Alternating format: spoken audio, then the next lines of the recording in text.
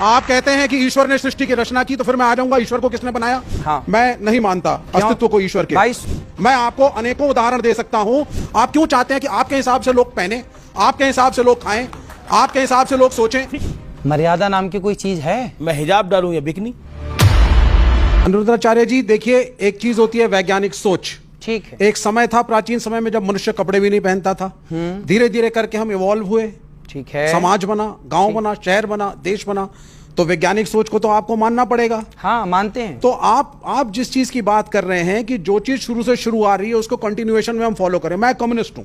हाँ। मैं नहीं मानता अस्तित्व को ईश्वर के। भाई शुरू से कहा जा रहा है कि जिसने हमें जन्म दिया वो माता है। क्या आप नहीं मानते कि उसे आप माता कहते हैं? नहीं, माता को तो मानते हैं। फिर आप कह रहे हैं कि शुरू से चली आई परंपरा मैं नहीं मानता।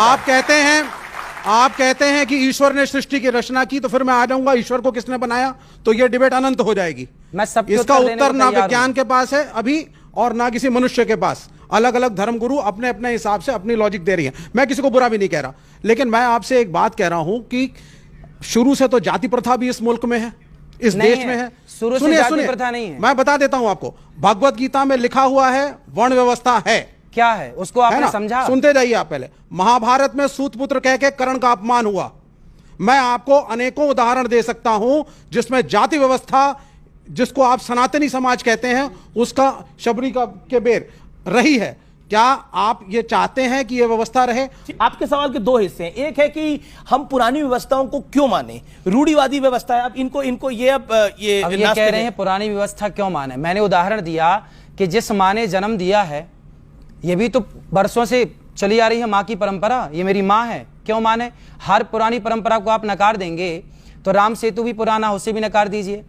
राम का अस्तित्व लोग नकारते हैं, तो हर चीज नकार देने से तो कुछ ना बचेगी ना। उसके बाद ये भी क्या चाणक्य ने कहा था कि महिलाओं के कपड़ों पर टिप्पणी करो, क्योंकि आज के युग में कहा जाता है माई बॉडी माई चॉइस, मेरे को कैसे भी कपड़े डालने हैं, मेरा अधिकार है।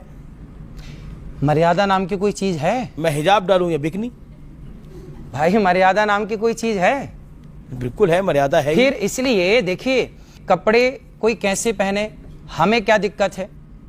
अभी पिछले मैं किसी ने कहा, किसी बहन ने, कि मैं कैसे भी कपड़े पहनूं, आपको क्या दिक्कत है? मैंने कहा बात ठीक कह रही हो आप, हमें क्या दिक्कत है? तुम कुछ भी मत पहनो, जरा से पहनो, हमें क्या दिक्कत है?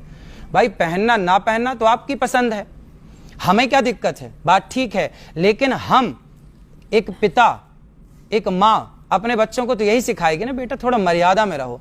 देखिए, समय के साथ संस्कृति की परिभाषा बदलती है। खान पान, पहनावा, यहाँ आप देख रहे हैं अमीश जी ने जो वस्त्र पहने हैं, मैंने पहने, इन्होंने पहने, शर्ट पैंट पहने हैं, ये भारतीय संस्कृति में